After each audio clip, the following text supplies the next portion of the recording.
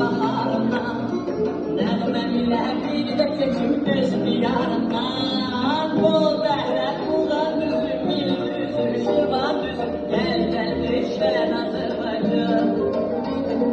Güllər şafalıdır, göy göllər samalıdır Hər yanı düşən Azərbaycan Deli qızlar düzüm düzüm gülür ağında Açır gəncəmizin hər budağında Dost ellər Qarabağında qarlıdır Yeni çölləri bu torpağın hoş baharlıdır Bol bərən bulan düzüm, bir düzüm, şırvan düzüm Gəl gəl düşən Azərbaycan Güllər qapalıdır, göy göllər səmalıdır Hər yanı düşən Azərbaycan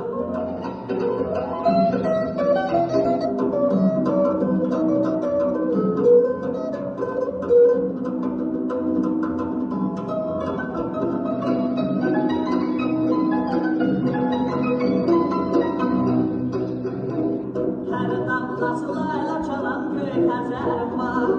Hər ulduzun nəğməm